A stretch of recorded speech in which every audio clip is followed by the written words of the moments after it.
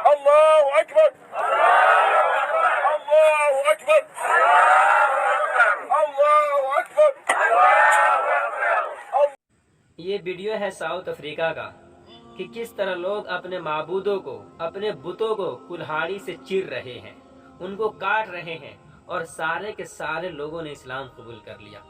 بیتے کچھ دنوں میں، بیتے کچھ سالوں میں، بیتے کچھ مہینوں میں بہت سارے لوگ اسلام قبول کیے ہیں، اور بہت سارے لوگ اسلام سے غیر اسلام ہو گئے ہیں، یعنی مرتد ہو گئے ہیں۔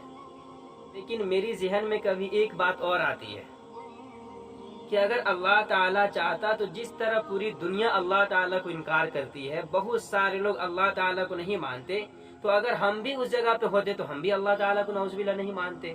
کبھی کبھی میرے ذہن میں یہ ساری بات آتی ہے تو مسلمانوں اللہ کا شکر ادا کرنا چاہیے کہ اللہ تعالیٰ نے تم کو سارے معبودوں سے ہٹا کر، سارے بتوں کے سامنے سر جھکانے سے ہٹا کر اللہ اپنے سامنے تیرے سر کو چنا ہے۔ لیکن خیر، تو آپ نے دیکھا کہ کس طرح لوگوں نے اسلام قبول کیا۔ آپ کو ایک واقعہ سنا دیتا ہوں، حضرت ابراہیم علیہ السلام کا، بہت مشہور ہے، کچھ لوگ جانتے بھی ہوں گے، کچھ لوگ نہیں بھی جانتے ہوں گے۔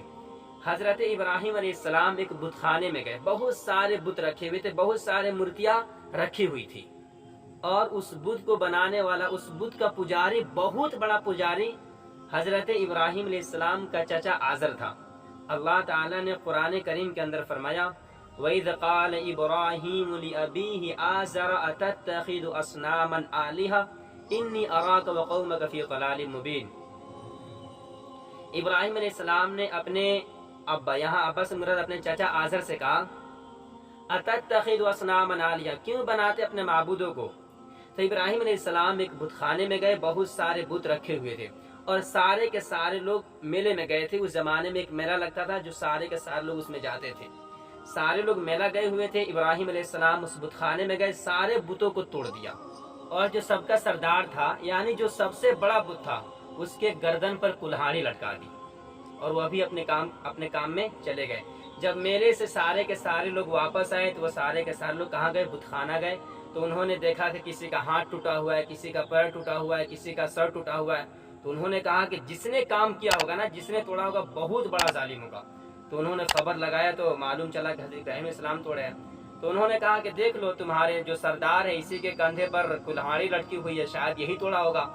ان لوگوں نے کہا کہ کیسی بات کرتے ہو، کیسی مزاق کر رہے ہو، نہ بول سکتا ہے، نہ سن سکتا ہے، نہ یہاں سے وہاں جا سکتا ہے، پھر یہ کیسے توڑ سکتا ہے؟ تو حضرت ابراہیم علیہ السلام نے کہا، یہی تو میں تم کو سمجھا رہا ہوں کہ نہ تمہاری باتوں کو سن سکتا ہے، نہ تم کو نفع دے سکتا ہے، نہ کوئی نقصان پہنچا سکتا ہے۔ اگر اس پہ ایک مکھی بیٹھ جائے تو خود نہیں ہٹا سکتا، پھر تم کیوں اس کی پوجا کرتے ہو، کیوں اس کو اپنا معبود مانتے ہو؟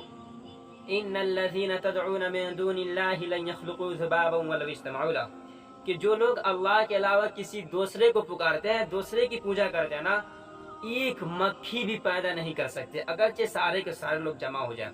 آپ دکھا دو اگر ایک بھی مکھی پیدا کیا ہو تو۔